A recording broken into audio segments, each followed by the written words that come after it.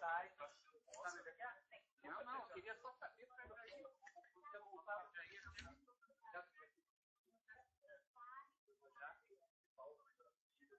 Por enquanto eu vou no Brasil. Eu vou até aqui.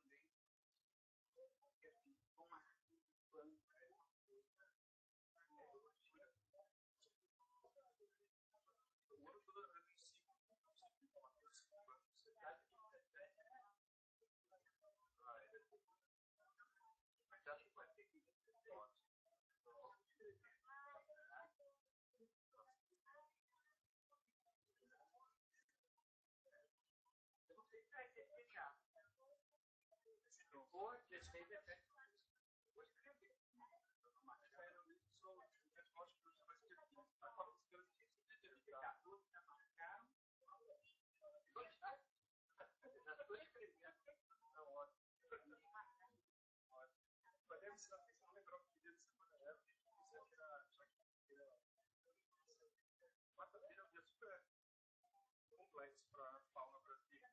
Existem coisas.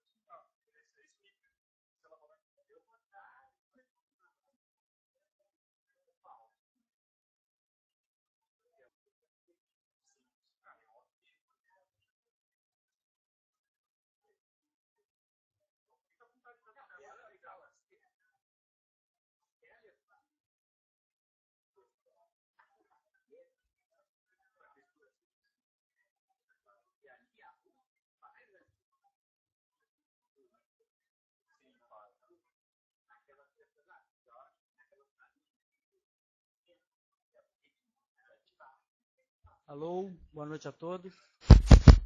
Alô, alô. Alô, boa noite a todos. Já estamos com uma hora de atraso. Boa noite a todos. Peço para entrarem. Vamos começar.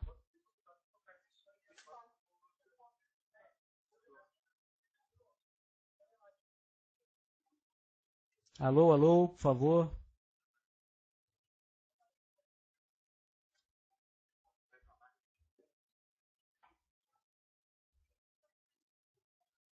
Boa noite a todos. Vou começar, vou primeiro montar a mesa e agradecer a presença de todos, por favor.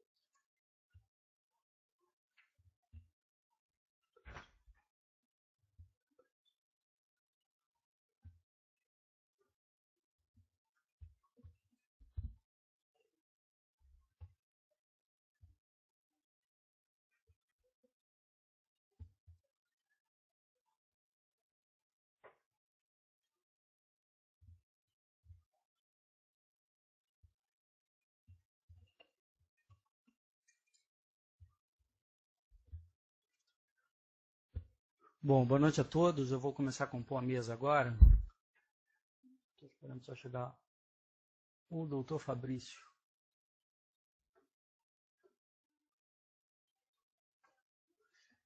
Tá. Bom, vou começar a chamar a mesa. Eu gostaria de pedir, por favor, a doutora Vanessa Berner, por favor, representante do LADIA, tomando suas últimas notas. Doutor Fabrício, por favor. Doutora Raquel Traboso, representante da Acnur. Seja bem-vinda. Doutor João Granda, por favor, representante do Departamento Estrangeiro do Ministério da Justiça. Finalmente, doutor Alan Johnson, por favor, compor a mesa.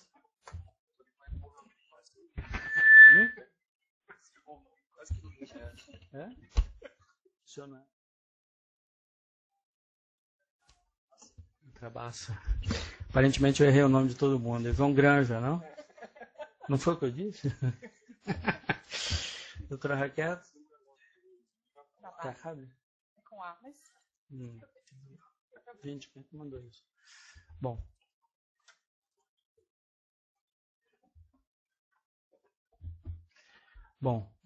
Vamos dar início aos trabalhos.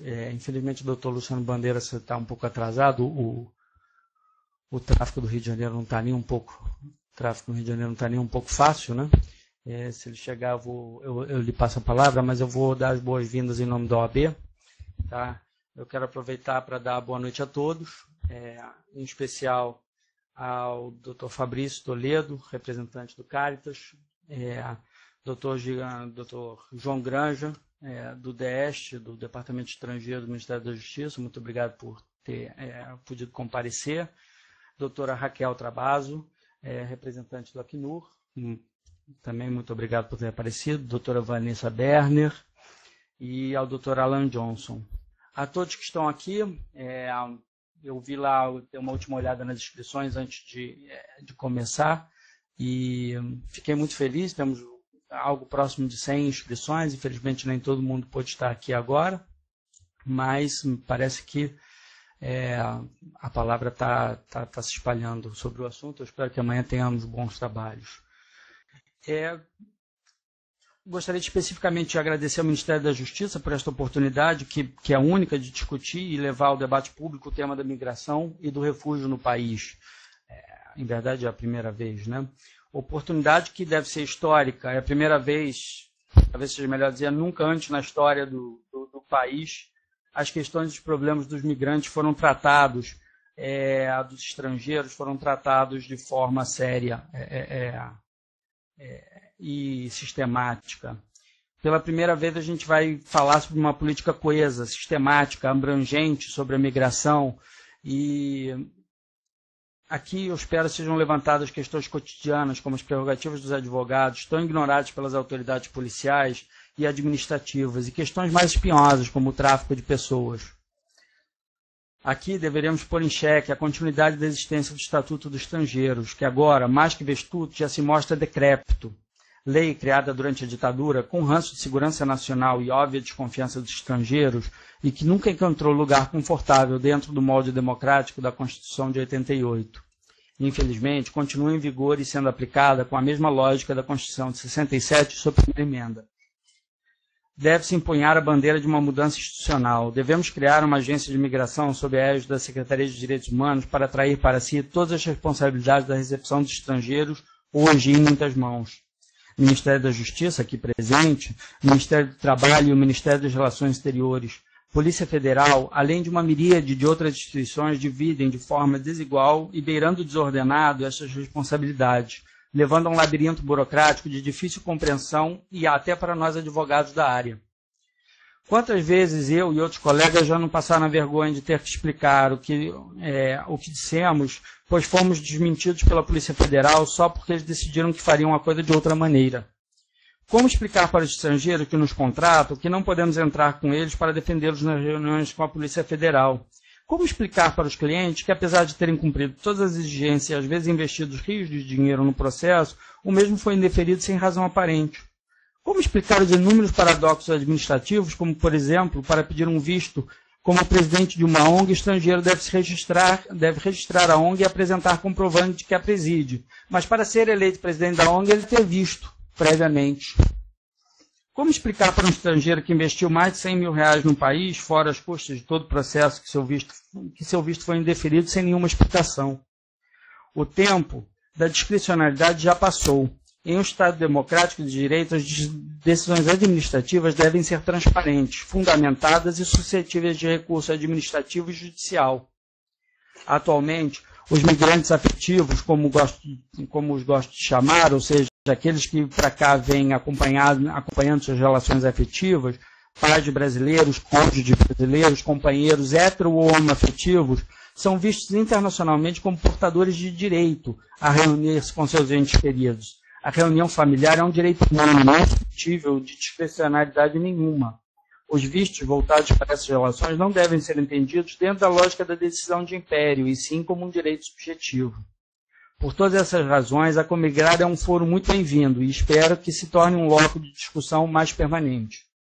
Aproveito, inclusive, para parabenizar o Ministério da Justiça, em especial o Departamento Estrangeiro, pela iniciativa uma vez mais, e também por ter criado o Comitê de Acompanhamento da Sociedade Civil para Relações de Migração e Refúgio. Agradeço uma vez mais a presença de todos e o apoio da CARET, do site O Estrangeiro, do Projeto Trama, da ONG Brasáfrica, da ONG Gerando Vida, do Núcleo de Direitos Humanos da Defensoria Pública do Estado do Rio de Janeiro, do Laboratório de Direitos Humanos da UFRJ, da Refugees United e o apoio interno que me foi prestado pela Secretaria de Comissões Especiais, que mais de uma vez deixei esperando fechar as portas depois das 6. Além de todos aqueles que apoiaram a realização desse evento, cujos nomes não tenho como listar. Uma vez mais, muito obrigado a todos. Passo a palavra para o Dr. João Granja agora, por favor. Bem, obrigado, boa tarde, Tulipan. Gostaria de saudar as pessoas que estão aqui presentes, né, os membros dessa mesa, o Fabrício, a Vanessa, bem, o colega representante também da outra representante da OAB, que também nos cede esse lugar, essa institucionalidade, e nos ajuda a ter um teto, né, nessa realização, que eu também preciso destacar que foi uma realização que foi tocada com um profundo envolvimento da sociedade civil, e ela só aconteceu por conta do envolvimento das pessoas que estão aqui, da OAB em particular, do esforço de pessoas como o Fabrício, de pessoas como o Alexandre, e como o Alexandre listou, de várias outras pessoas que seria até desrespeitoso começar a enumerar, porque não são poucas. Gostaria de saudar também, aqui representando o organismo internacional, que tem um mandato sobre o tema do refúgio, e que é um dos principais, sempre foi historicamente um dos principais organismos que defendeu uma perspectiva protetiva sobre o seu mandato, né, sempre percebeu de forma inclusiva o papel desses imigrantes que, em específico, se deslocam por razões alheias à sua vontade, se deslocam por temas de perseguição, pelo fundado temor de que sejam vítimas de uma perseguição. Né? E na pessoa de Raquel, gostaria também de saudar o Acnur. Eu tenho a impressão que nós temos aqui, e também com parte do Estado Civil, só da Alan Johnson, né, que também já nos brindou, né, nessa reunião no começo de março, em que também foi essencial para retomar com gás e com vitalidade para a mobilização dessa conferência. Gostaria realmente de prestar meu reconhecimento a essa que antes de começar, ela já é uma vitória do Estado Civil nesse tema aqui no Rio de Janeiro. Nós tivemos realmente sob o risco muito sério de que não houvesse uma mobilização dessa magnitude aqui na cidade do Rio de Janeiro, aqui no estado do Rio de Janeiro, o que seria profundamente injusto para com as comunidades imigrantes aqui instaladas, né, a segunda mais importante, mais expressiva comunidade migratória brasileira, uma grande metrópole, uma metrópole que tem que respira e que muitas vezes entre as suas contradições as aspirações cosmopolitas que sempre expressa, que sempre articula como parte do seu jeito, como parte da sua forma de se colocar perante o Brasil, e que, né, nessas últimas semanas, né, em termos de poder público, nos deixou muito a desejar com o processo de ter desamparado a realização da conferência. Então, mais do que nunca, a sociedade civil teve um papel preponderante na realização desse processo. Como parte do governo federal, nós saudamos esse esforço, que é um esforço, parte de uma luta muito complexa, faz parte do entendimento que está sendo formado hoje no Departamento de Estrangeiros, que é um entendimento de autocrítica, um entendimento de revisão de seus processos, um entendimento de revisão e de explicitação da sua história, da sua trajetória, que é uma trajetória, na maior parte, na grande parte da sua vida, que está vinculada aos órgãos de repressão, aos órgãos de controle, ao comportamento de órgãos policiais que, como o Alexandre aqui listou de forma muito precisa, desrespeitou prerrogativas de advogados, desrespeitou prerrogativas de defensores de direitos.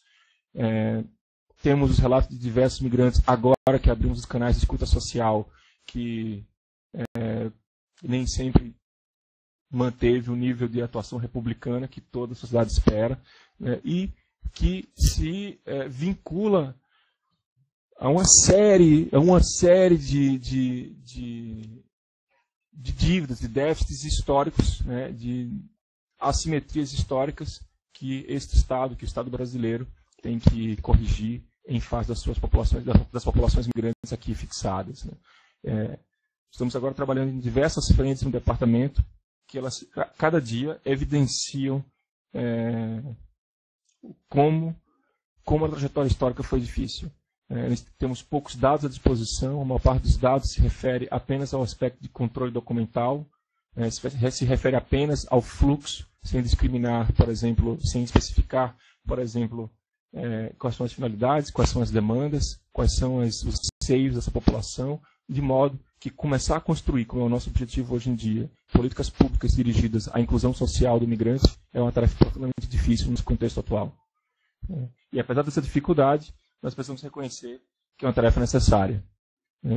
Com base nisso, nós decidimos começar esse processo lançando o convite para que essa escuta pública ela fosse estruturada, institucionalizada, que ela sirva como elemento para que nós possamos constituir diagnósticos, para que reivindicações que muitas vezes são invisibilizadas e sufocadas pela burocracia, pelas dificuldades cotidianas de acessar direitos, que essas dificuldades cotidianas de acessar direitos no Brasil, que não são poucas, se somam a todas as barreiras adicionais que a característica da pessoa migrante no Brasil, as dificuldades, as barreiras linguísticas, as dificuldades, as barreiras com a burocracia, as dificuldades, as barreiras com a documentação, só se somam e só amplificam. Né? Então, esses obstáculos são muitos, nós sabemos, e por isso demandavam um processo específico de escuta, de abertura de canais, para que essas reivindicações, para que essas demandas cheguem ao Estado, para que elas revelem outro atendimento que deve ser, como todo atendimento prestado por órgão público no Brasil, um atendimento republicano, institucionalizado, que respeite aquele que é o atendido como cidadão, né, como um detentor de direitos, e que nós não vemos sequer, né, como muitas vezes antes no passado, a situação administrativa relacionada ao fato migratório como um impeditivo para um atendimento que seja digno. Né? Então, essas são todas as premissas que nós começamos a lançar como parte desse processo de diagnóstico, de releitura e de crítica da atuação das instituições envolvidas nos diversos setores que promovem ações relacionadas a migrações no país. Né? Nós evidentemente não somos majoritários nesse aspecto. É mais barato, é mais fácil se comportar de outra forma e aproveitar a grande inércia institucional brasileira para continuar produzindo um atendimento de baixa qualidade. E nós temos também um desafio conceitual. Intuitivamente, o debate em torno das migrações é um debate contaminado pela também uma história muito longa de discriminação, uma história muito longa de justificação pública da discriminação por parte de países que são democracias consolidadas, né, que muitas vezes até assumem para si a missão de espalhar a democracia no mundo, mas quando se trata de discutir, de incluir e de atender o migrante, né, não produzem a mesma coerência nas suas ações. Então, um dos desafios é prevenir que essa contaminação, que essa possibilidade de justificação de uma conduta do Estado que não seja uma conduta baseada inteiramente nos direitos humanos, ela prospere no debate público brasileiro. Então nós temos uma grande missão aqui, que é estabelecer referenciais altos, referenciais evidentes, referenciais muito transparentes de que precisamos ter uma atitude distinta desses outros países que têm essa opção restritiva, policialesca, muitas vezes, transformando a área migratória numa área de exceção. Né?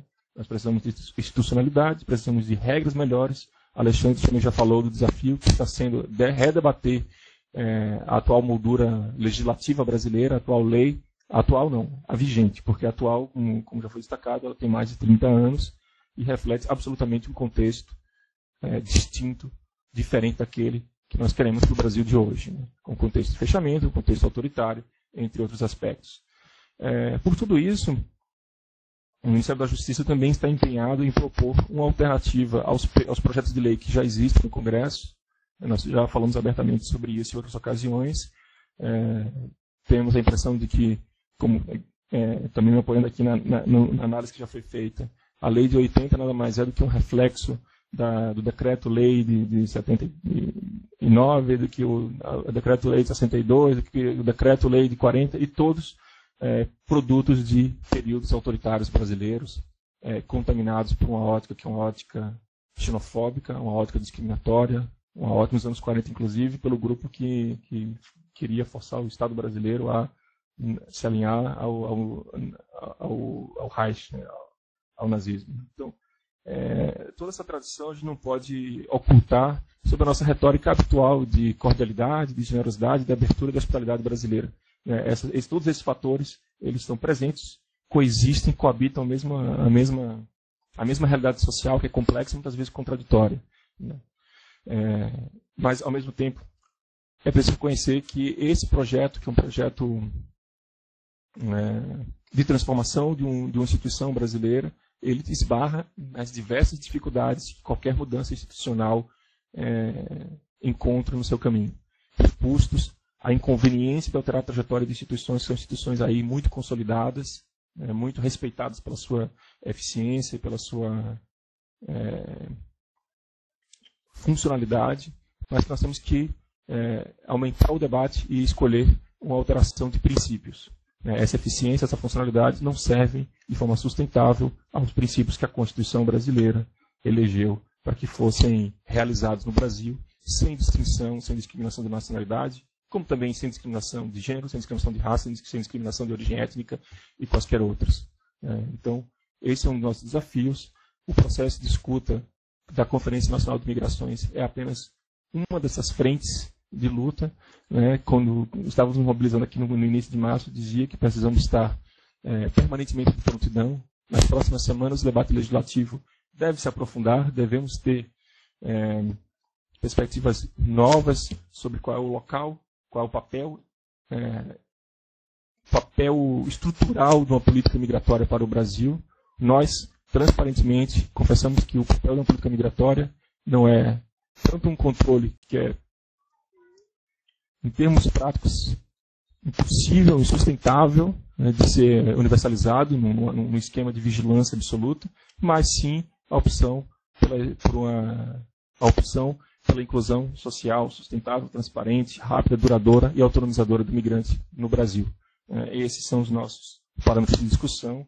Nós esperamos que a conferência seja um momento de avanço nesses debates, seja um momento de mobilização e, evidentemente, aqui nós nos preparamos para levar algumas propostas, indicar alguns representantes para esse evento nacional em 30 de maio, 31 de maio e 1º de junho, mas esse processo de mobilização, esse processo de explicitação de reivindicações e ainda um trabalho que eu acho que é mais complexo do que nós colhermos aqui nossas preferências, nossas reivindicações e expormos nossas demandas individuais.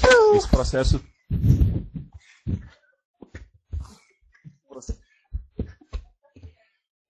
Eu espero que isso tenha corroborado a minha fala. Ele é imigrante, E um processo mais complexo do que esse, que já está nos dando trabalho, já está consumindo energias, é o processo de unificarmos pautas. O processo de consensuarmos, de priorizarmos muitas vezes, porque toda a luta social se faz em torno da capacidade de escutar, mas também da capacidade de construir uma certa unidade, um certo foco, uma certa mobilização numa direção, que seja uma direção talvez não a melhor daquelas imaginadas, mas aquela que seja a mais justa entre as alternativas possíveis. Né? E isso é um trabalho que talvez fira nossos instintos de buscar os horizontes utópicos mais distantes, talvez nos agrida nisso, mas nós precisamos ter lucidez de que não somos majoritários, somos minoria. Esta ótica, ela fere o senso comum, porque é muito fácil justificar essas atitudes discriminatórias entregando cada problema ao Estado Nacional que o criou. E situar o tema sob a retórica, como eu já vinha citando, a retórica muito persuasiva do problema, da questão, da pergunta, sem promover soluções. Nós estamos aqui para dar respostas, para ser afirmativos no processo de inclusão e para provocar mudanças institucionais, sejam mudanças institucionais também duradouras, transparentes, sob controle social muito claro e que, com isso, também se vincula a um compromisso de participar do debate mais amplo. Seguramente todos aqui concordamos com nossas premissas, mas nós precisamos estar preparados para disputar essas premissas, porque em horizontes mais amplos, nem os veículos de imprensa, nem a grande opinião pública terá espontaneamente o grau de sensibilidade, o grau de... Ele podia ficar aqui, um garoto, né? Não precisava ter sido retirado. Terá o mesmo grau de sensibilidade, de acuidade, de profundidade sobre esse tema. A tarefa de levar um assunto profundo, um assunto que é contraintuitivo, de transformar uma abordagem que já está legitimada pela trajetória institucional brasileira durante tantos anos, é um grande desafio. E isso supera a energia que nós temos que investir aqui na conferência e em maio, junho, na Conferência Nacional. Então, utilizemos esse espaço também para reforçar nossas redes, para entender, nos educar ao debate, nos educar, sobretudo, para a falta de sensibilidade que encontraremos, seguramente, termos paciência, gandicamente falando, sabemos lidar com atitudes até agressivas, até radicais, de forma a que possamos construir e avançar em consensos que sejam construtivos. Então, obrigado.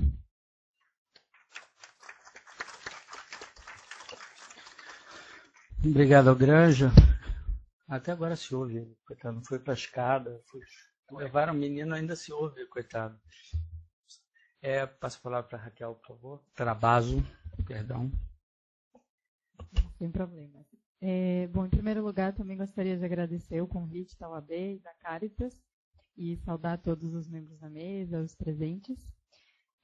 Bom, o Acnur é uma agência da ONU, que foi criada em 1950, com o mandato de proteção e assistência a refugiados, solicitantes de refúgio, apátridas e, em alguns casos específicos, deslocados internos, que são as pessoas que se deslocam de maneira forçada, mas não cruzam uma fronteira internacional. Hoje em dia, no mundo, cada vez mais o que a gente nota é que os conflitos se perpetuam. Então, situações que geram refugiados acabam não sendo solucionadas nem por acordos de paz, nem por operações de reconstrução da paz, operações da ONU. O que acontece você tem conflitos que assumem diversas roupagens ao longo do tempo e eles simplesmente se perpetuam, não se solucionam. Hoje em dia, a gente tem 5 grandes conflitos que são motivo de extrema preocupação para o Acnur, né, que seria o caso da Síria, que já gerou mais de 6 milhões de refugiados, República Democrática do Congo, que é um desses exemplos de conflitos que tem se perpetuado no tempo, República Centro-Africana, Sudão, Mali, e aquelas situações que ainda não se solucionaram também, né? Somália, Afeganistão, Iraque, que ainda lideram os rankings de refugiados no mundo, né? Em janeiro de 2013, o Acnur estimava 10 milhões e meio de refugiados no mundo, só que de lá para cá, com a crise da Síria, é possível que esse número já tenha atingido 14, 15 milhões de refugiados, fora os deslocados internos, apátridas e vítimas de desastres ambientais, que são todas essas outras causas que motivam o deslocamento, né? Então, hoje em dia, o que a gente vê é que as pessoas se deslocam em conjunto por inúmeros motivos, né? O que a gente chama de fluxos migratórios mistos. No mesmo grupo, você tem aquela pessoa que foge de uma perseguição, que sai de uma situação de desastre natural, sai de uma situação de pobreza extrema, que é vítima de tráfico, é vítima de contrabando, é um menor desacompanhado. Eles todos vêm juntos, entram em algum território de um país estrangeiro e, a partir dali, é que você vai trabalhar as necessidades de proteção de cada um deles, né? No caso como o João Guilherme colocou, apesar do mandato do Acnur ser restrito a refugiados e solicitantes de refúgio, nós sempre advogamos por o que a gente chama de um espaço de proteção humanitária, né? Um marco de acolhida para o estrangeiro, né? Porque a partir do momento em que você consegue, essas pessoas, a partir do momento que elas ingressam, elas conseguem ter suas necessidades de proteção identificadas, elas conseguem ter um tratamento humanizado, e elas conseguem ter acesso minimamente aos direitos que a legislação já assegura, né? No caso do Brasil, os refugiados têm um marco bastante favorável em comparação a muitos outros países, né? O Brasil tem uma legislação, tem um mecanismo de reconhecimento, assegura a documentação, direito ao trabalho, mas ainda há uma lacuna muito grande entre a efetivação de todos esses direitos, né? Como acontece para todas as populações de imigrantes. Então, o Acnur advoga pela abertura desse espaço humanitário, né, como foi, por exemplo, no caso dos haitianos, apesar de não terem sido reconhecidos como refugiados, foi construída uma solução de proteção humanitária complementar, que é algo que o Acnur tenta estimular em todos os países, né, que pessoas que tenham outras necessidades, que não sejam refugiadas, mas que precisem de proteção por não poderem retornar ao seu país de origem por diversos motivos, tenham acesso a esses mecanismos de proteção complementar, né? No caso do Brasil, especificamente, nós temos hoje em dia 5.196 refugiados. Esse número é muito pequeno em comparação, por exemplo, ao Equador, que é o nosso vizinho, um país muito pequeno em comparação ao Brasil e que acolhe 59 mil refugiados. Claro, não significa que o Brasil seja um país que se negue a acolher. Nós estamos longe da maioria dos conflitos, nós temos um oceano separando a gente dos continentes que mais, digamos, produzem refugiados, mas ainda há um espaço para ampliar, né? O Programa de Reassentamento Brasileiro, por exemplo, que foi uma iniciativa de solidariedade com a região, justamente para desafogar o Equador, que sendo um país tão pequeno, precisava, às vezes, que esses refugiados não conseguia dar conta, né, da proteção e integração local desses refugiados. Então, o Brasil se dispôs a acolhê-los através do reassentamento, tem reassentado refugiados desde 2004 nesse programa, mas ainda há espaço para ampliar, ainda há muito espaço para fazer mais, né? No tema do refúgio, dos compromissos internacionais do Brasil, por exemplo, a gente tem todo um processo de compromissos que o Brasil assumiu perante vários fóruns internacionais. Então, em 2011, o Brasil participou da reunião ministerial em Genebra, que comemorava os 50 anos da Convenção para a Redução da Patridia e os 60 anos da Convenção sobre o Estatuto dos Refugiados. E o Brasil fez 3 compromissos, né? Se comprometeu a implementar 3 medidas nos próximos anos. Uma era a expansão do seu programa de reassentamento, né? Porque hoje em dia, a cada 8 pessoas que têm necessidade de proteção para o reassentamento, apenas uma consegue vaga, digamos assim, nos programas dos países. A segunda foi aprofundar os esforços para a integração local dos refugiados. E a terceira foi a adoção de um mecanismo de identificação e proteção de apátridas, né, que apesar do Brasil ser parte nas convenções internacionais sobre a apatridia, ainda não existe um mecanismo. Se nós tivermos uma apátrida aqui, não existe um mecanismo consolidado que permita identificar que ele é uma apátrida e, posteriormente, assegurar a proteção, documentação e todos os direitos garantidos nas convenções. Então, com base nesses 3 compromissos também, o Brasil participou da Revisão Periódica Universal em 2012, do Conselho de Direitos Humanos, e aceitou uma das recomendações dos países de aprofundar os esforços para a integração local dos migrantes e refugiados. Então, com base nesse marco de compromissos assumidos internacionalmente, nós trabalhamos auxiliando o país a cumpri-los, né, e efetivá-los. E a Comigra, sem dúvida alguma, é uma oportunidade para que o país consiga avançar nesses compromissos, né? Então, o tema da legislação, das lacunas da legislação, nós vimos no caso dos apátridas, mas nós também vemos algumas lacunas no caso dos refugiados, que o acesso a políticas públicas não é óbvio para os servidores hoje em dia que lidam, né, nos órgãos governamentais. Então, existe ainda muito por fazer, né? O Sistema Interamericano de Direitos Humanos também, ao qual o Brasil é vinculado e faz parte, cada vez mais avança na construção de uma jurisprudência protetiva e de orientação aos países, né? Nós temos já casos, recentemente, Pacheco-Tineu, que fala do devido processo legal em processos migratórios, o caso Veles-Lor, que fala da não criminalização da imigração, não detenção dos imigrantes que chegam de maneira irregular no país ou indocumentados. Enfim, há todo um processo internacional e no qual o Brasil está plenamente envolvido de ampliação desse marco protetivo, de conferir uma ótica mais humana, mais humanitária às políticas migratórias. E apoiamos, né, o governo brasileiro plenamente nesse processo da Comigra, porque além de ser uma oportunidade de repensar e fazer uma autorreflexão sobre todos os pontos que o João Guilherme já colocou, é principalmente uma oportunidade para ouvir aquelas pessoas que são diretamente afetadas por essa legislação, os migrantes, os refugiados e a sociedade civil, que é quem acaba sendo, né, cooptada, né, para trabalhar e fazer algo por eles nessas lacunas do Estado brasileiro.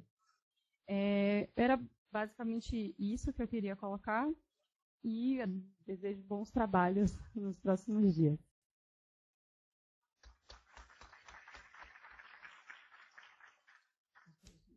Muito obrigada, Raquel. Passo a palavra para o Dr. Fabrício Toledo, por favor, da Caritas.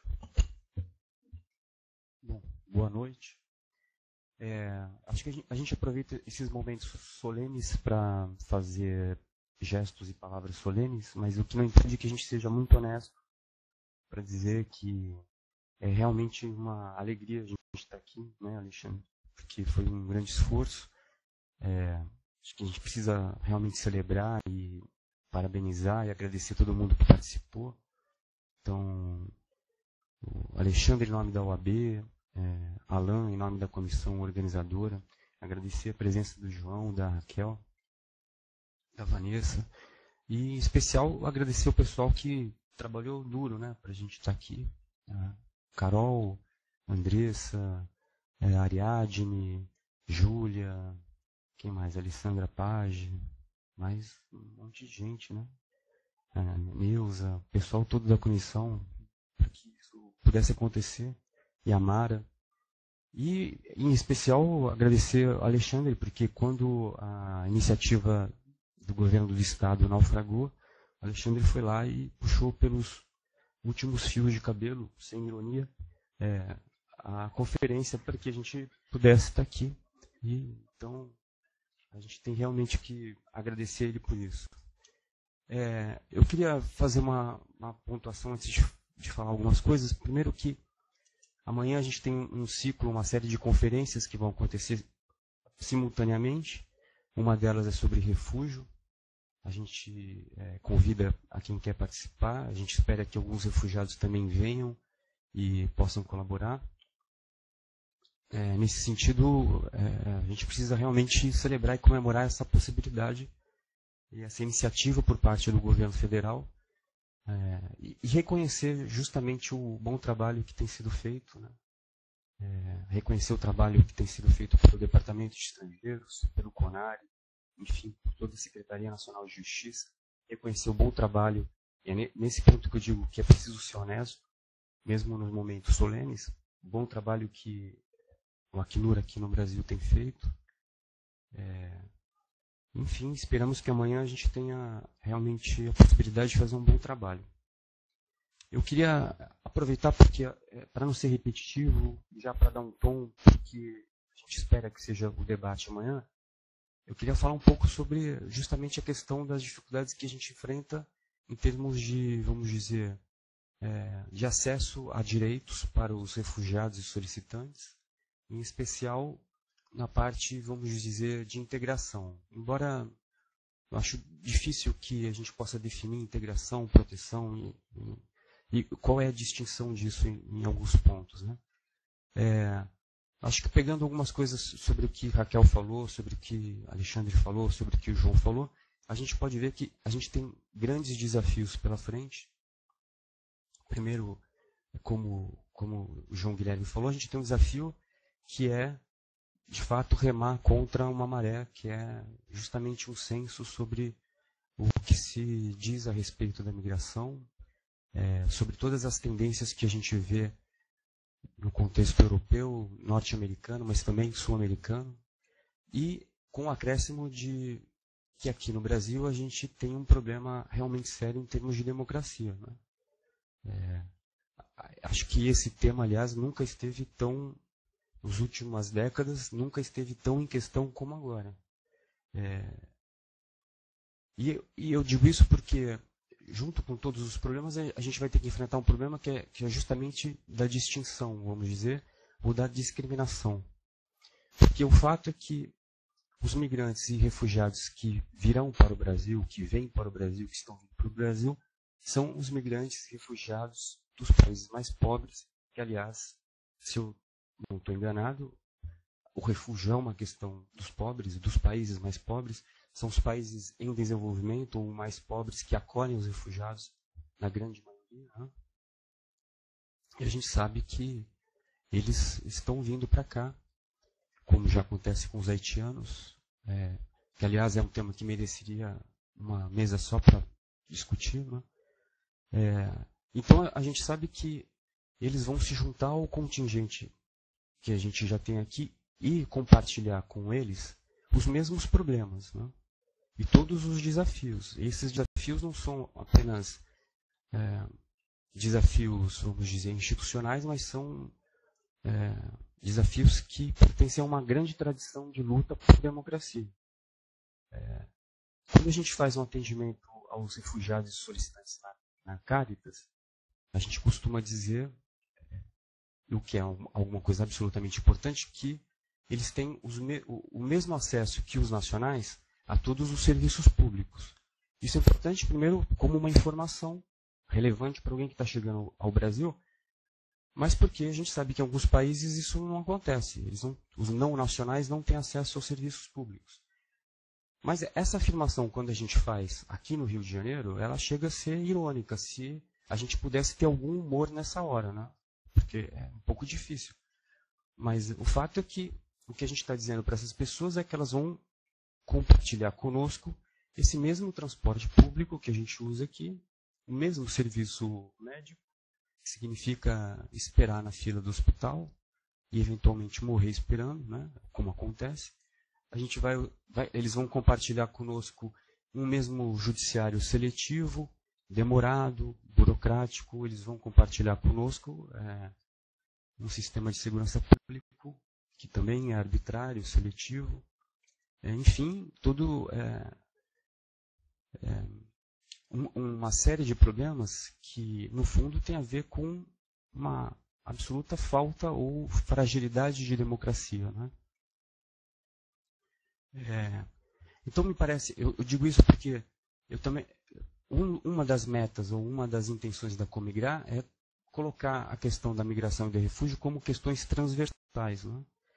Então, me parece que a gente tem realmente que fazer um esforço, por um lado, de tornar esse tema, migração e refúgio, como um tema específico para a gente tratar, colocar esse debate, sensibilizar, mas, ao mesmo tempo, acho que é preciso um grande esforço para articular esse tema com os demais temas, como, por exemplo, o tema da democracia, com o tema da não discriminação, e das lutas por melhores serviços e por justiça no Rio de Janeiro, né? Eu digo Rio de Janeiro, mas pode ser uma cidade, né? Porque quem, de fato, vai acolher os refugiados, os solicitantes, os imigrantes, serão as cidades, essa estrutura, né, da cidade. Eu acho que dá para entender o que eu estou falando, né? Não sei.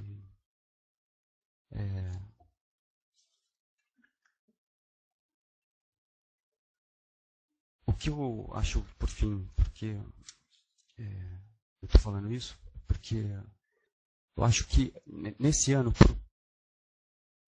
não por coincidência, mas esse ano é um ano de inflexão para a gente, porque esse tema da migração e do refúgio, eles serão temas muito importantes, né? Dentre outras coisas, por causa da Comigrata, a gente tem então um ano inteiro de discussão, mesmo que a Comigrata termine em maio, esse debate ele vai render por pelo menos todo o ano. A gente tem um ano em que o Brasil também vai sediar um encontro sobre a Declaração de Cartagena. E a gente tem um aumento já verificado no número de solicitantes de refúgio, de refugiados reconhecidos e principalmente o número de imigrantes. Então, eu estou colocando qual é o horizonte que a gente tem e todos esses desafios, e o desafio que é também uma luta por democracia que está se fazendo nas cidades do Brasil, né?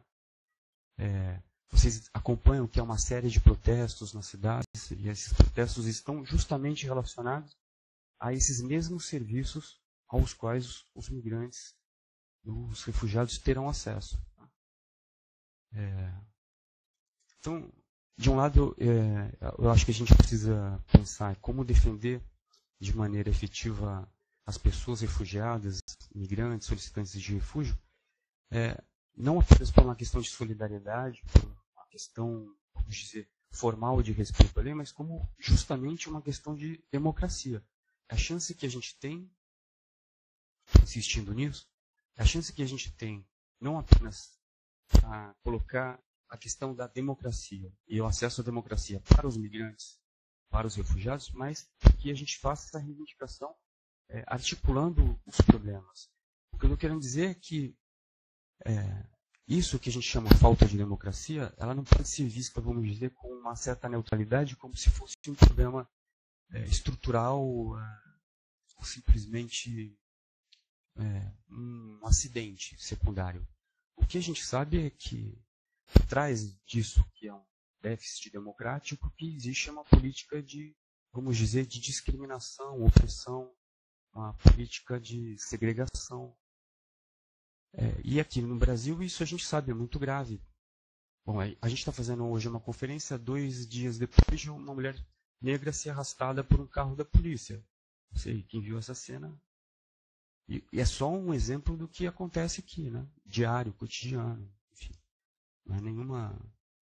Não é nenhuma exceção nesse ponto, né? Então, como é que a gente vai pensar que essa discriminação em relação aos migrantes e refugiados vai adicionar esses componentes, né? Que é a questão da cor da pele, que é a questão da pobreza, disso que a gente está falando. Então, pensar que isso que a gente chama de falha da democracia é algo muito grave contra o qual a gente vai precisar lutar e que tende a se agravar diante desse cenário que a gente consegue imaginar. Não quero ser pessimista, mas é triste.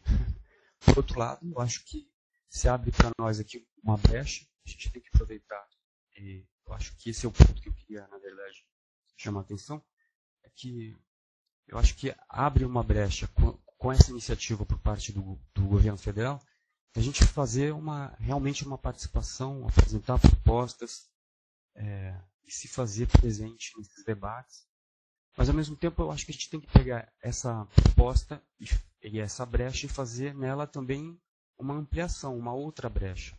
Então, eu acho que a gente precisa pensar aqui no Rio de Janeiro como a gente leva adiante esse debate, não apenas esperando as iniciativas do governo, que a gente possa propor a nossa pauta, a nossa agenda, quais são as nossas expectativas, e que a gente pense não só em termos de reivindicação, mas a gente vai ter que pensar mesmo em uma batalha que a gente tem para ampliar a democracia, pensando que os não nacionais se juntarão a nós em todos esses desafios.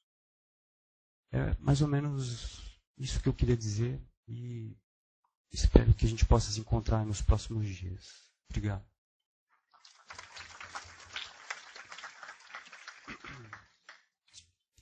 Muito obrigado, Fabrício. Eu passo a palavra para a doutora Vanessa. Boa noite a todos. Eu vou fazer uma fala um pouco diferente, pelo fato de que eu estou aqui representando o que eu sou, né? Professora de uma universidade, sou professora da Universidade Federal do Rio de Janeiro e coordeno ali o Laboratório de Direitos Humanos, onde a gente discute essas questões migratórias como nosso objeto de pesquisa. E as falas que me antecederam, elas já foram exaustivas para falar de como que nós, de fato, estamos aqui diante de uma vitória, né, do esforço coletivo, que foi capitaneado, no caso, pelo Alexandre Tolipan e pela equipe que ajudou a organizar essa Comigrar, que para nós é extremamente importante. Eu, com o vício acadêmico que eu tenho, né, o professor Hélio está aí, há de dizer, de concordar comigo, que somos assim, né, a gente prepara as coisas por escrito e tem uma fala que eu espero que seja um pouco, a minha fala vai ser um pouco no sentido de trazer alguns elementos para que sejam pensados, refletidos durante este encontro que se inicia hoje e que vai até na sexta-feira. Então, eu prefiro, para não ficar falando aqui horas, incomodando todo mundo com a minha fala, um pouco que ler, mas ler explicando o que eu estou dizendo, para ser o mais breve possível. Então, muito bem. No mundo contemporâneo, o que nós temos é uma série de mudanças que são radicais e profundas. Essas mudanças radicais e profundas, elas se dão em função de uma crescente expansão econômica, de inovações tecnológicas que são de toda a ordem, em especial nas áreas de comunicação e transportes. E observa-se um grande contingente populacional, em função disto, se deslocando interna e internacionalmente, o que implica na tarefa urgente de confrontar os fatos com o direito, que é, afinal, a minha área de conhecimento, né? A fim de executar soluções políticas que tragam resultados positivos, tanto para os Estados quanto para os seres humanos. Os critérios históricos de determinação de nacionalidade, para que a gente comece a falar de imigração, né, o ius sanguinis e o ius solis, eles hoje já demonstram que não são suficientes para se avaliar o pertencimento de um indivíduo a um determinado território. A ausência de fronteiras em alguns territórios, como a União Europeia, por exemplo, levanta suspeitas sobre a validade dos modelos nacionais de aquisição de cidadania. Isto não é diferente para o Brasil. Ou seja, a migração, que sempre foi um elemento básico da condição humana, hoje reflete questões individuais e coletivas que colocam à prova o próprio funcionamento do Estado. A relação entre a migração e o fato de se pertencer a um determinado Estado é ambígua, pois temos, de um lado, o encorajamento para que o indivíduo exerça sua liberdade de ir e vir, o que é um dado histórico que acompanha o conceito de domicílio desde a formação do Estado moderno, e, de outro lado, o fato de que pertencer a um Estado significa também uma estreita conexão com o território e as pessoas sob o controle de determinado poder estatal. A questão das migrações envolve, portanto, a perda tanto do vínculo do indivíduo com o Estado, quanto com sua comunidade política original. Não se trata, portanto, quando a gente fala de imigrante, da simples transferência de uma comunidade política para outra. mas de todo um processo de inclusão e aceitação em outro território e no seio de outra comunidade política. Nem sempre receptiva, nem sempre disposta a aceitar novos membros em suas atividades econômicas, políticas, sociais, culturais e etc. Assim, embora haja nos textos internacionais e nas constituições contemporâneas a promessa de igualdade jurídica e de democracia republicana, a ausência de uma ligação formal da pessoa, como a aquisição da nacionalidade ou o estatuto do refugiado, por exemplo, ao território no qual escolher viver ou foi forçado a se instalar, pode lhe negar qualquer sentido de cidadania e, portanto, capacidade de participar de qualquer forma positivada de democracia no país de acolhida. Hoje, a ONU estima que haja aproximadamente 2,5% da população mundial, ou seja, em torno de 150 milhões de pessoas, é formada por imigrantes voluntários, além dos 15 milhões de refugiados contabilizados no mundo, conforme a informação que nós acabamos de ouvir da representante do Acnur. Porém, ao definir a tensão entre transitoriedade e permanência que rondam o imigrante, um dos maiores pensadores da imigração contemporânea, que é o professor Abdelmalek Sayad, ele vai alertar para o seguinte fato. De direito, a situação do imigrante é eminentemente provisória. Por outro lado, o Estado sempre procura desmentir este fato, insistindo na possibilidade de instalação dos imigrantes de forma duradoura como imigrante. Não há uma contradição aqui? Para o autor, é como se a imigração precisasse, para se perpetuar, negar a si mesma, ignorando-se como provisória e não se confessando como definitiva. Na verdade, essa contradição fundamental é inerente ao fenômeno migratório. Os próprios imigrantes têm, de certa forma, interesse nessa situação, pois ao adentrarem numa sociedade que não é a sua originariamente, lidam com a possibilidade de retornarem ao lugar ao que pertencem. Suas comunidades de origem tampouco aceitam sua partida definitiva, lidando com sua ausência temporária, entre aspas, sem aceitar que esta pode ser para sempre. E, finalmente, as comunidades de destino, apesar de prepararem para o imigrante um estatuto que o mantém em caráter provisório, muitas vezes como se ele fosse apenas tolerado, negando-lhe a possibilidade de reconhecer sua situação como permanente, permite que o imigrante seja tratado, quando lhe interessa, como se o provisório pudesse durar indefinidamente. É a questão dos vistos que os Estados concedem ao imigrante. Ele concede um visto provisório, podendo ser renovado o visto, ou seja, permanentemente. Entretanto, ele negará o visto quando ele entender que ao Estado não interessa mais. É uma situação cruel, não é? A questão reside basicamente, no mundo contemporâneo, na expansão econômica, na necessidade de mão de obra permanente em grande quantidade, baseada muitas vezes na imigração. Empregadores, poder público, partidos políticos, sindicatos, por longo período entenderam que os instrumentos jurídicos internacionais e nacionais sobre imigração eram tranquilizadores, pois viam no imigrante a possibilidade de crescimento econômico e correção dos dados demográficos. Com isso, os imigrantes, ainda que relegados aos níveis inferiores da escala social em sua grande maioria, desfrutaram por décadas de um estatuto permanente, mas provisório. Seja por sua utilidade econômica e social no primeiro caso, seja por se estimar no segundo caso que trazem um custo social elevado ao impor sua presença à sociedade. Diante desse quadro de contradições, os imigrantes se habituaram a reivindicar de forma muitas vezes extremada, e nós vemos isso acontecendo em diversos países, seus direitos em plano integral, não apenas os direitos trabalhistas, que são parciais e frequentemente incompletos. Esse fato levou a uma inversão da contabilidade. Imigração e imigrantes só são tolerados na prática quando no balanço entre custos e lucros, vantagens e desvantagens, se apresenta um saldo positivo. Qual seja, a imigração só deve apresentar vantagens, especialmente as econômicas, sendo que as desvantagens, ou seja, o custo social, o custo cultural, devem ser evitadas a qualquer preço. Dessa forma, a regulamentação da imigração tem um objetivo claro, embora este jamais seja revelado: impor a definição de imigrante que precisa ser constituída em função das necessidades de cada momento, de cada circunstância, mudando constantemente ao sabor dos tempos e das oscilações de população. Pode-se analisar essa questão migratória por meio de 3 principais pontos de vista.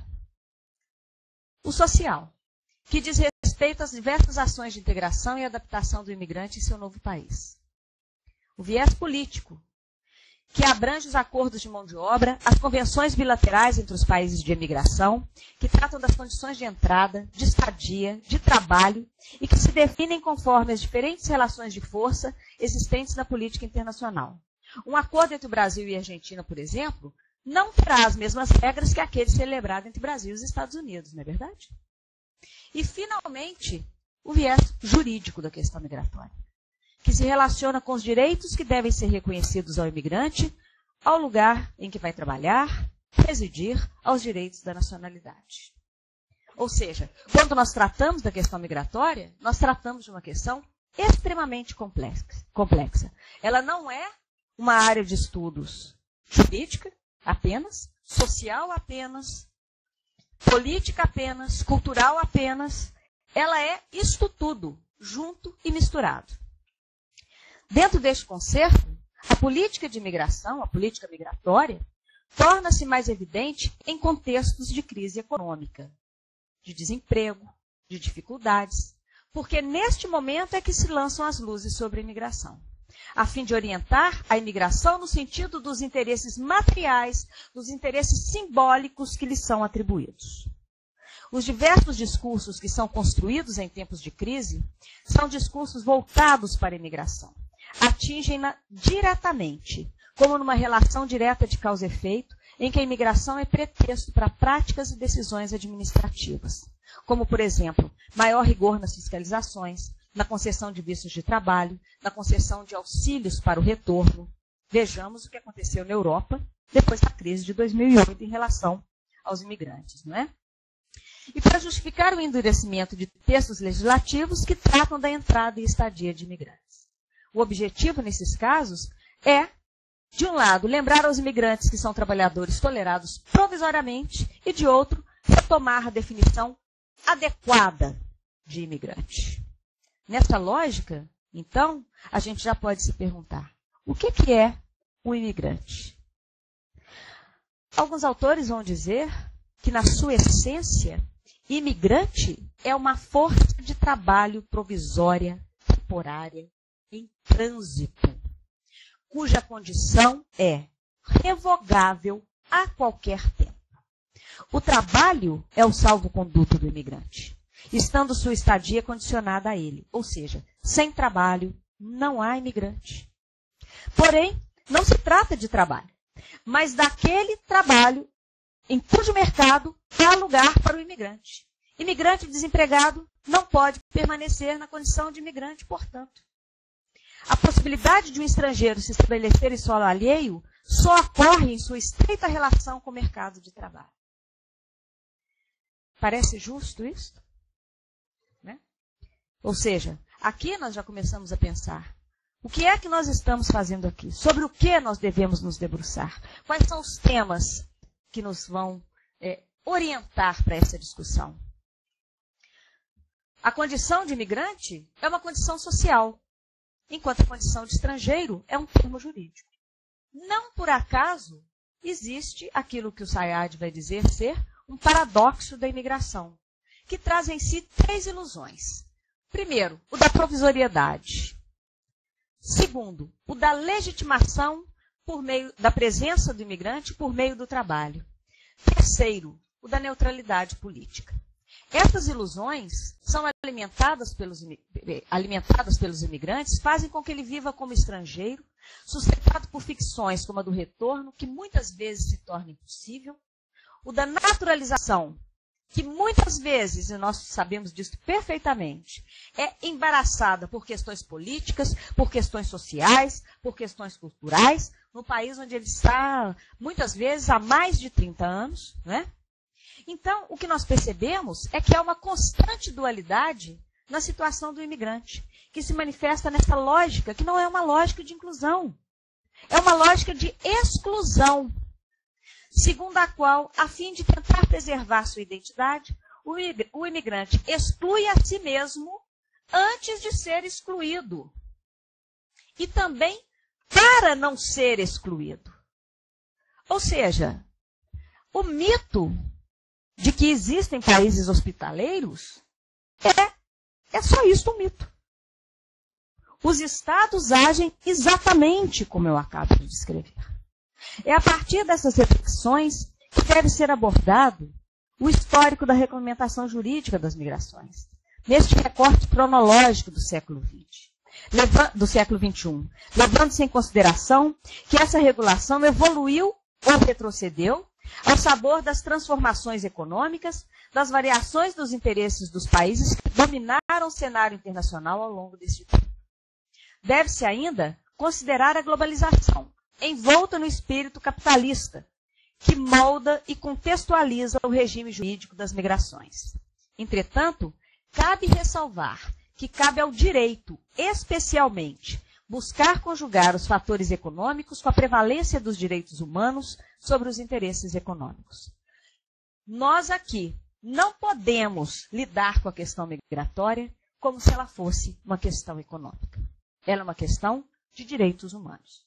É nesses sentidos que acreditamos que devemos trabalhar nessa Comigrar. Trazer nossa contribuição por meio da reflexão e do diálogo político, para a construção de uma lei de migração, de uma política migratória brasileira, que rompa com essa lógica perversa. Como não há uma regulamentação do direito a imigrar, pois ela necessariamente envolveria um conjunto de interesses que abrigam os direitos humanos, a paz internacional, a reciprocidade entre os países e a prevenção da concorrência desleal entre os Estados, as políticas migratórias tendem sempre a ser restritivas. E assim tem sido no caso brasileiro, cuja legislação, o Brasil é um país cuja legislação visa prioritariamente a admissão de migrantes que representem mão de obra qualificada ou investidores que gerem empregos paranacionais. Com isso, acabam sendo excluídos milhares de indivíduos que migram justamente por não terem em seus países de origem melhores condições de vida. O Estatuto do Estrangeiro, ora em vigor, é uma lei criada na ditadura militar, que condiciona a permanência do estrangeiro no território brasileiro à segurança nacional, que era, na época, a principal preocupação dos militares, estabelecendo diversas restrições ao exercício de direitos pelos estrangeiros. Hoje tramita no Congresso Nacional uma proposta de lei para regulamentar a situação do imigrante. É a proposta de lei número 5655. Esta proposta visa instituir um novo Estatuto do Estrangeiro. Embora criada sob a égide da Constituição Federal de 88, esta proposta não muda as restrições impostas ao imigrante, nem garante direitos aos imigrantes irregulares residentes no Brasil. O projeto de lei, oficialmente no Congresso Nacional, assim como o Estatuto atual, ainda coloca os interesses nacionais dos direitos humanos dos imigrantes, os interesses nacionais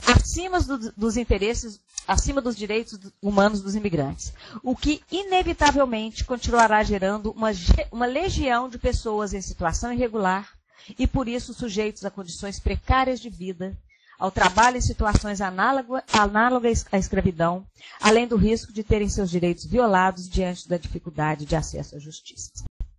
As políticas restritivas são consequência da forma que os Estados entendem a imigração. Elas não conseguem ver a imigração como potencialmente positiva.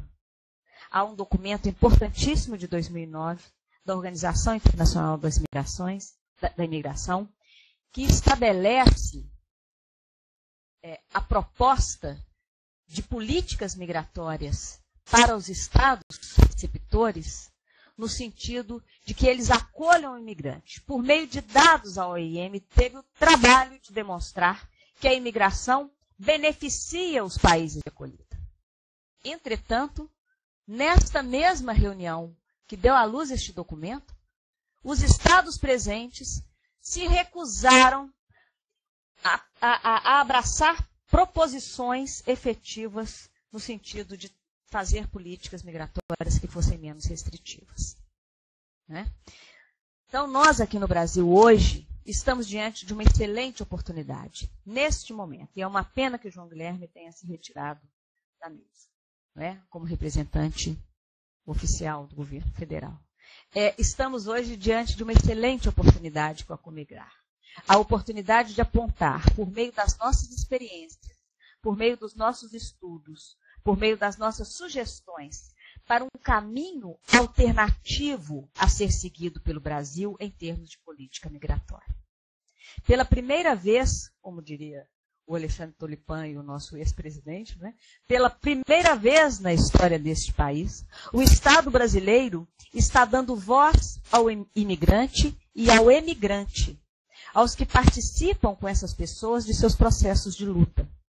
O resultado do nosso trabalho nesses 3 dias deve refletir essa análise, deve ser claro, deve ser objetivo e, sobretudo, deve apontar de forma propositiva os direitos humanos como nosso ponto de chegada. Eu espero que nós tenhamos aqui, e depois na Comigrar Nacional, essa reflexão, essas ideias em mente. Quer dizer, o eixo temático que deve nortear as discussões na Comigrar, aqui no Rio de Janeiro, e na Comigrar Nacional, é que o que nós temos como ponto de chegada são os direitos humanos. Eles não são o nosso ponto de partida.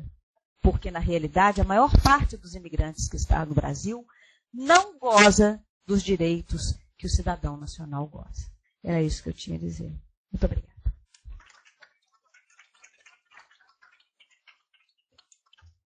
Muito obrigado, Vanessa. Agora que escutamos a academia, o governo, organizações internacionais, sociedade civil, está na hora de escutar o migrante, né?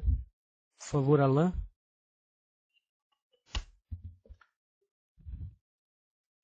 Boa tarde para todos. Primeiro eu quero parabenizar este dia. É um dia de história no Brasil para o Brasil. Não estão ouvindo. Cortaram o microfone exatamente do imigrante, gente. Isso é uma vergonha. Graças a Deus nós temos light, nós temos luz. Eu vou andar quase mesmo caminho que a professora e colega Vanessa fez. Eu tenho um papel escrito aqui, para não fala, para ter um guia. Só quero falar primeiro, eu quero parabenizar este dia especial e agradecer a Anfiltrão, OAB, RJ, e uma grande liderança. Eu penso, como José da Bíblia, um dia, quem sabe, nosso Dr. Alexandre pode ser governador e presidente deste país. Que o mundo precisa é liderança. Jesus curou um homem morto. Esta reunião é quase morto. E ele ressuscitou. Nós estamos aqui hoje felizes. Socinho, parabéns. E dormo bem esta noite, para amanhã e próximo dia também. E segunda, eu quero parabenizar, porque não vai ter muito tempo, todo mundo que está aqui, colegas, uma senhora lá que começou esta programação. Ela tem que ser parabenizada também. Está lá, escondida, ouvindo. Porque nós começamos batendo boca, aqui está, comida é pronta para comer. Através do esforço de todos nós que estamos aqui hoje. E antes que eu vou esquecer, eu quero convidar todo mundo que está aqui amanhã, porque mais melhor, com permissão de Dr. Alexandre, quem está ausente hoje, por favor, chama mais pessoas, porque amanhã vai ter almoço. Ok? Não é só grátis, 0800. Eu começo um pouco de fala sobre pesquisa que minha ONG fez. É um pouquinho de história. Brasil, um país de imigração e estrangeiro. Cidadãos japoneses, tem uma aqui. Não. Argentina, Bolívia e Angola, que representava a África. Muitas pessoas me chamavam angolano, que eu não sou. Agora, quem está na frente de japoneses de todo mundo é haitianos. Pessoas de Senegal, de Bangladesh, que lideram a lista, que vem em busca. Qual é a chave? De trabalho. Todo mundo precisa de trabalho. Uma mulher que quer ter impacto, ela tem que trabalhar para ter filho ou filha. E líder no ranking de população que chega como refugiados são haitianos. E responsável por fluxo diário de 40 pessoas, podendo chegar a 80 no início de ano. E de 7 mil em 3 anos. Graças a Deus, colega Caritas está aqui. Se eu falo, pesquisadores que estão aqui podem confirmar este documento. Segundo o Conselho Nacional de Imigração do Governo Federal, um estudo encomendado pelo Ministério de Trabalho e Organização Internacional de Imigração vai revelar, em fevereiro que passou, através que nós pegamos estas informações, rotas e razões pelas quais os haitianos escolheram o Brasil. O Acre e o Amazonas são as principais entradas deles, em sua maioria de 24 a 40 anos, em nível fundamental e médio incompletos. As razões para a escolha do Brasil são trabalho e estudo. Revela este documento. O grupo de trabalho que realiza desde maio de 2012. Pesquisando sobre africanos, América Latinos e caribenhos. Poucos agora de portugueses, que invadiram aqui e fazer este país um país grande. Nós temos que parabenizar portugueses também. E os indianos. Para a pesquisa, dezenas de entrevistas foram feitas com haitianos, República Dominicanos, que vai aparecer aqui amanhã, e angolanos, que não só veio do Brasil por problemas grandes, mas continua para procurar Brasil, porque Angola e Brasil é muito similar. Por favor, não ri de mim, porque eu entrei no Brasil 25 anos atrás, não falava uma palavra de português. Agora eu penso, eu sonho em português. O sonho de ter escolas para seus filhos, o ensino no país de saída é pago. E salários de até 2.000. Este é o sonho de qualquer estrangeiro que quer entrar no Brasil. Porque salário mínimo é 2.000, é 1.000, não. Agora é R$700, um pouco. Muito vendido por quem? Porque nós não estamos falando sobre problemas. Nós vamos falar sobre problemas e condições boas para o Brasil. Eu tenho só pouco tempo para analisar esse, amanhã para expandir. Muitas fofocas de coiotes que mandam pessoas para cá. Como brasileiros que vão para Estados Unidos através de México. Muita gente morreu na água, na floresta. Mesmo para estrangeiros, milhares que querem entrar no Brasil. É como eu voei como pássaro para chegar ao Brasil. Mas nosso país é muito difícil também para entrar. Há uma maioria das pessoas que não sabem disso. A maioria dos haitianos que vêm para o Brasil busca trabalho, escola e saúde para os filhos e mulheres. Estatísticas. 4.808 é o total dos pedidos de refugiados. Onde está, senhor ministro? Registrados em 2013 pelo Comitê Nacional para os Refugiados, ONAR, órgão colegiado vinculado ao Ministério da Justiça. 4.695 é o número de imigrantes que estão no Brasil na condição de refugiados políticos ou em caráter humanitário, como os haitianos, de acordo com estatísticas de CONARE também.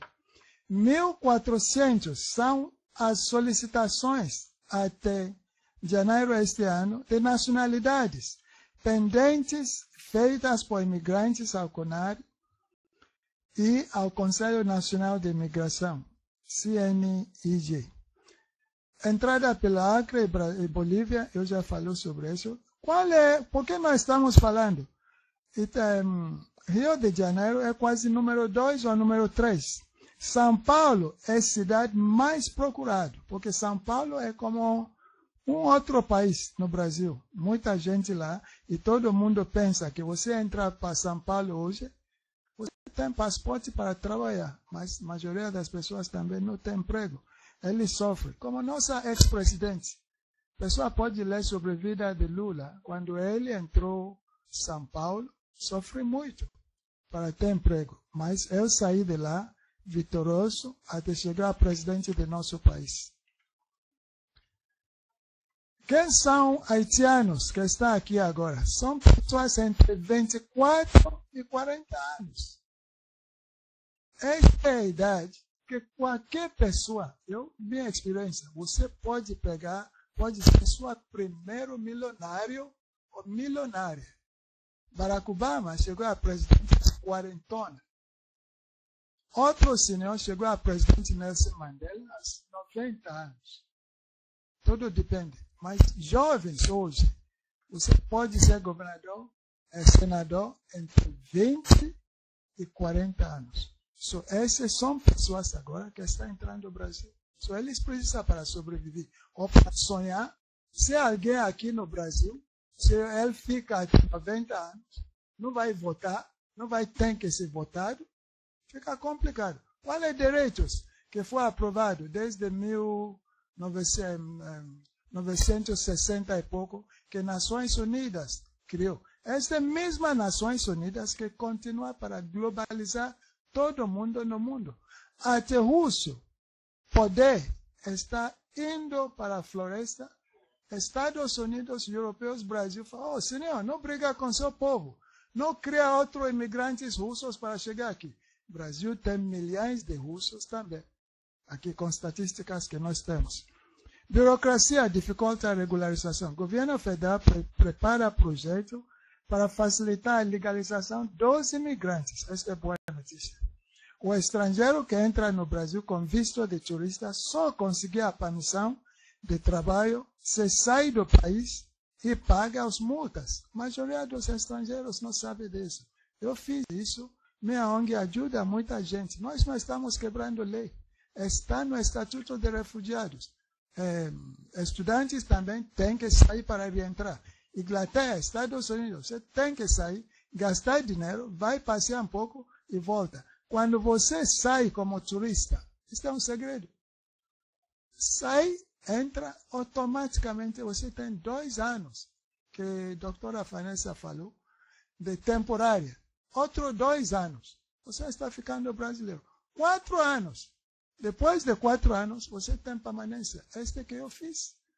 Porque outras pessoas não podem fazer. Colegas aqui também estão falando sobre o problema de refugiados. Eu não vou mencionar o nome. 20 anos está aqui no Brasil. Pessoa que precisa de apoio não tem documento brasileiro completo. Se ele morre amanhã, ele vai colocar no túmulo. Morri no Brasil. Morar e morrer no Brasil 20 anos sem documentos. Este é bom? Não. A saída para muitos imigrantes é pedir refugiado à Polícia Federal. É tão fácil, eu não sabia. Como entrar no Brasil? Antes, eu ouvi, pessoas jogavam passaporte fora. Agora não. Só entra no Brasil, vai para a Polícia Federal, que pode pegar qualquer um de nós aqui, até presidente do país. Tudo bem? Eu sou refugiado. Me ajuda. Polícia Federal, com poder de presidente, dá todos os documentos que eu não consegui. Porque eles são refugiados. Lei que o Brasil assinou permite para entrar em qualquer país. Nós estamos falando sobre parte ruim de refugiados. Refugiados são reis e rainhas. Para entrar no Brasil agora, sem problema. Também vai ter casa, vai ter oportunidades que colegas, associações, como Caritas, ajudam para ter até trabalho.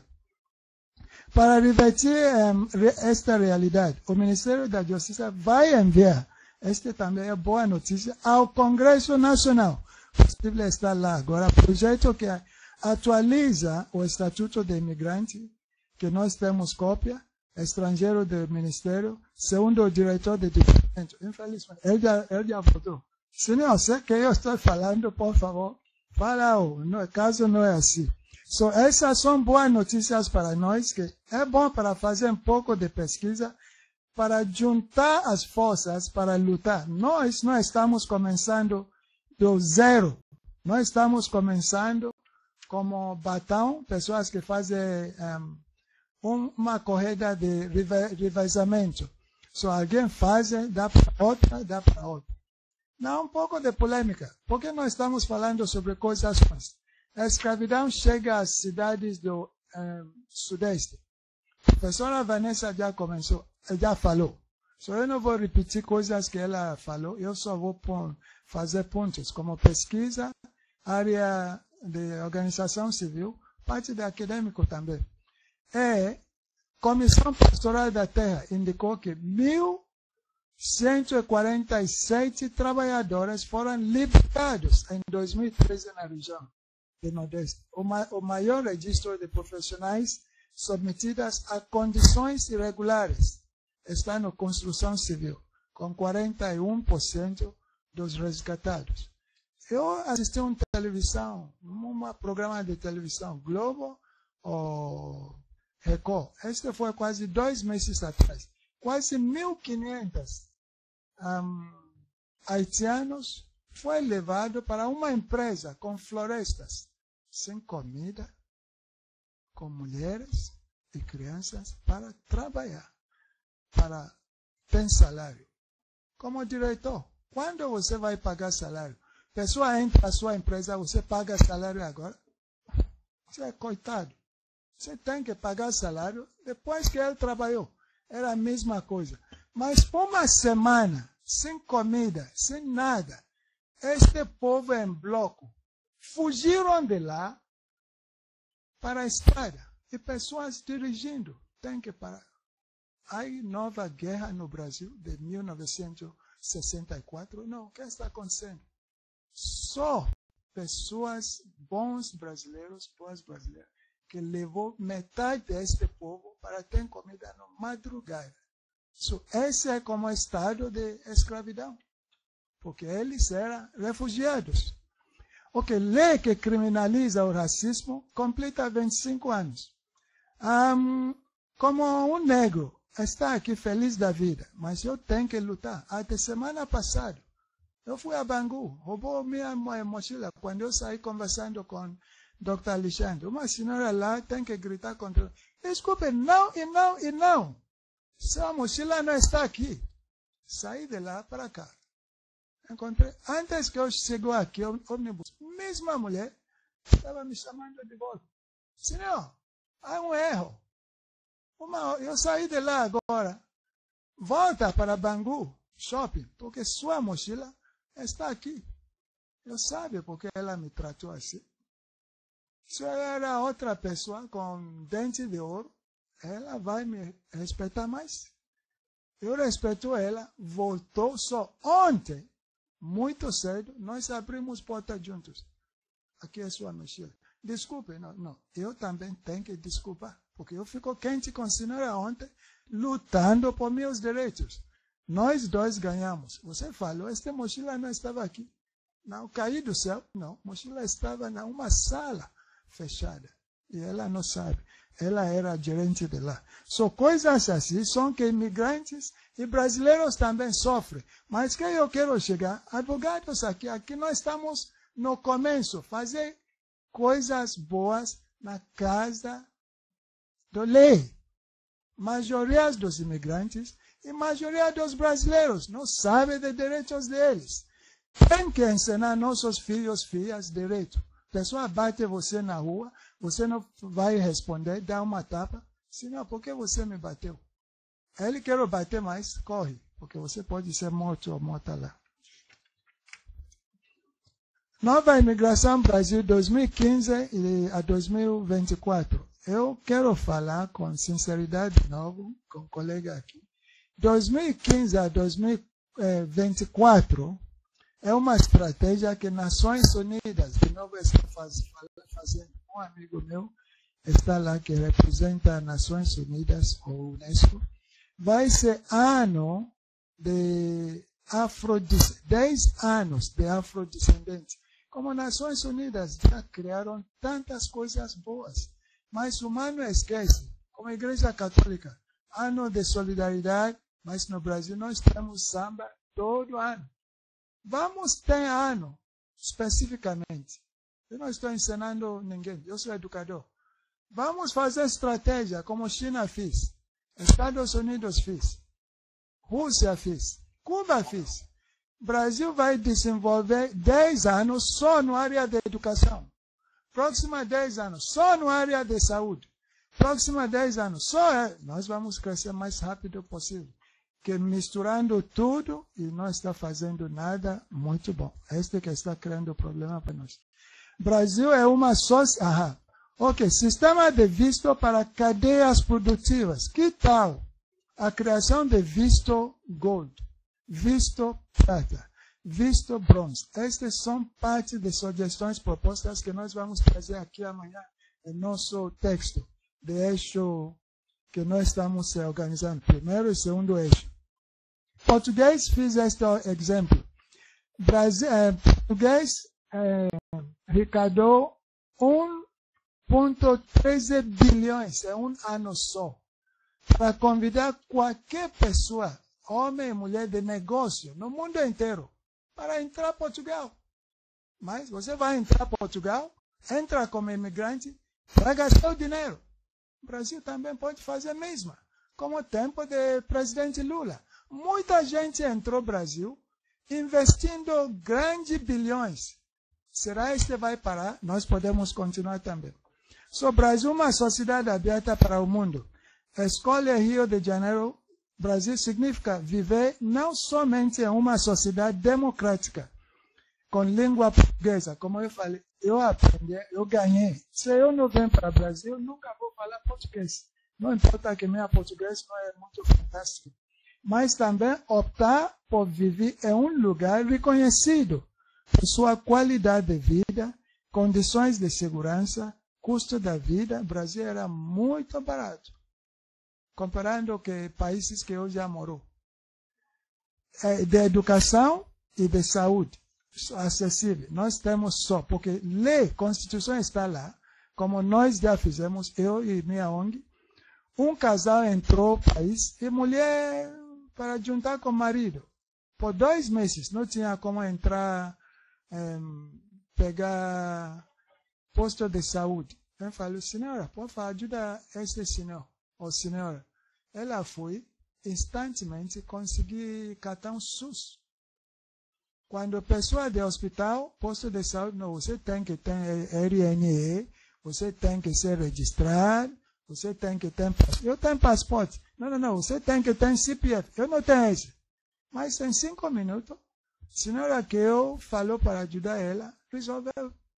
Mas se ela fica grávida, você vai deixar ela morrer aqui? Não, eu vou ajudar ela. Mas lei, em realidade, falou, como Nações Unidas, educação, saúde, acomodação, é grátis para todo mundo. Nós temos que aprender um pouco para ajudar as pessoas na vida. Sou imigrante no Rio de Janeiro, no Brasil, em busca de uma nova vida, um novo país. Este que a maioria das pessoas está buscando aqui, só nós não podemos brigar contra ninguém, como um montão de brasileiros. Eu posso dar exemplo. Jogador de futebol. Ficou melhor do mundo. São milionários. Ronaldinho, gaúcho. Ronaldinho, fenômeno. Baixinho. Muita gente.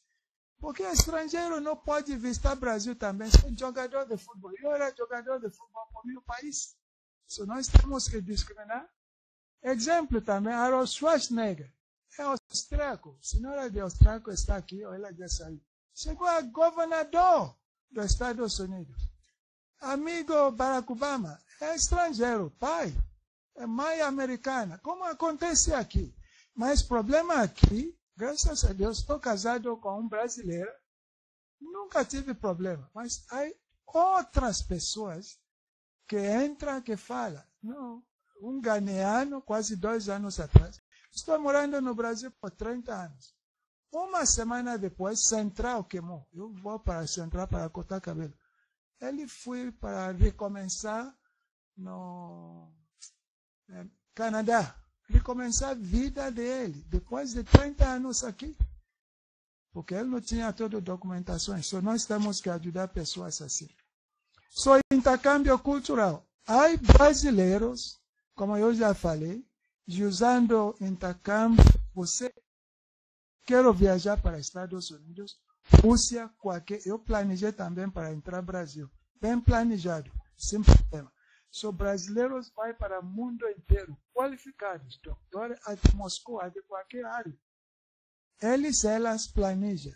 Por que nós, como governo, não podemos fazer parceria?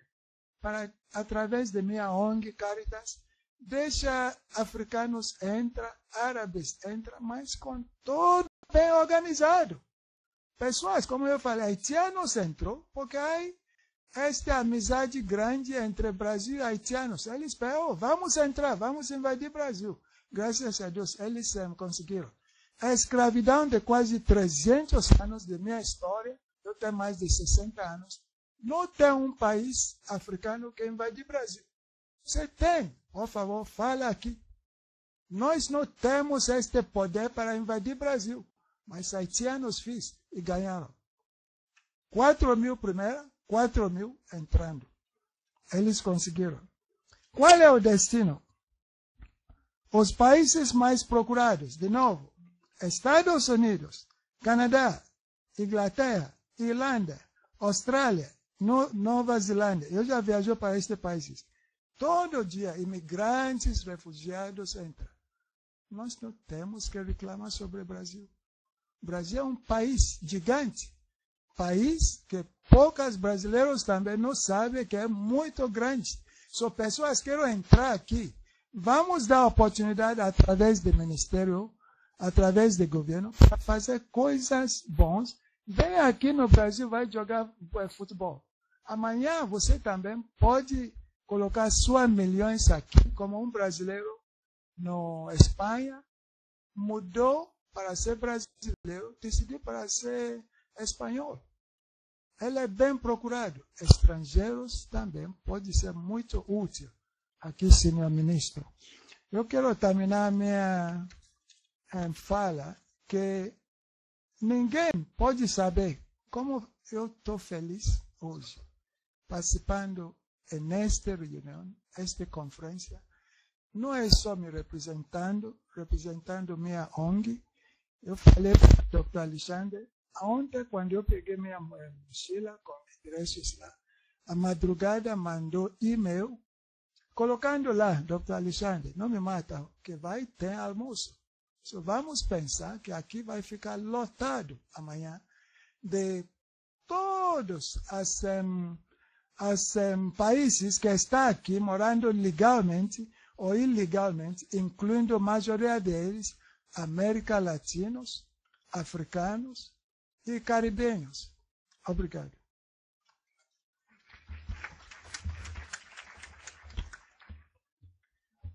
Bom, antes de agradecer a todos e dar por encerrada a mesa, eu gostaria de pedir para Carolina e pedir para botarem os slides que a gente havia programado, para ela fazer uma breve apresentação de como devem funcionar as conferências livres e, bom, as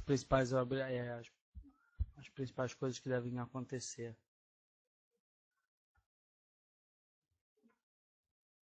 Isso. Pode passar para o próximo slide? Então, amanhã vamos ter as conferências livres e cada conferência livre deve ter no mínimo 7 participantes. Qualquer instituição que queira cadastrar sua instituição para fazer uma conferência livre, é só procurar alguém da organização que a gente faz essa inscrição e vocês podem abrir uma conferência livre. Próximo slide.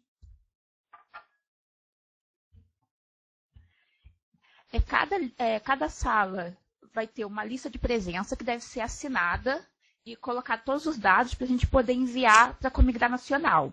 No final de cada evento, o responsável por cada conferência tem que preencher um relatório que também vai ser enviado junto com a lista de presença. E, além disso, todos os formulários para eleição de delegado e para enviar as propostas vão estar disponíveis nos computadores das salas de cada conferência, que tem que ser preenchidos e enviados tudo junto à Comigrar Nacional. Próximo slide. Os delegados. Cada conferência livre pode indicar 2 delegados que não podem ser funcionários públicos. E todos, na lista de delegados, tem que especificar o número de votos que cada delegado recebeu. Isso é importante porque é um formulário padrão da Comigrar. Próximo slide. Todas as propostas, do mesmo jeito dos delegados, têm que estar nas fichas específicas e devem estar numeradas de acordo com a quantidade de votos que elas receberam. Próximo slide. E todos os formulários, mais o relatório, que o modelo também vai estar no computador no computador das salas de cada conferência, junto com a ficha de inscrição, tem que ser enviadas para esse e-mail que nós vamos dar no papel certinho amanhã. É só isso. Obrigado, Carolina. Bom, antes de dar para encerrada aí, eu gostaria mais uma vez de agradecer a todos da mesa e a todos os presentes. Eu espero que a gente tenha bons trabalhos amanhã. Já tivemos um trabalho maravilhoso do lado de essa tarde. E, bom, alguém tem algum comentário? Alguém quer dizer alguma coisa? Não? Não. Posso? Por favor. Eu sou de origem iraniana, nasci no Irã, mas hoje sou naturalizado brasileiro. Estive em uma conferência acerca do meu trabalho, sou missionário em Londres, onde encontrei com meu irmão também depois de 20 anos. Eles também são refugiados dos Reino Unido com o estado dele. Pensei em uma comparação do trato que o Comitê Nacional dos Refugiados aqui do Brasil, comparando com o de lá, não? O Comitê da Inglaterra. Meu irmão com a esposa dele estão lá 7 anos e ainda indefinido, não aceitados como refugiados. Eu cheguei aqui há 22 anos atrás, no primeiro dia que pedi refugiado, foi aceito.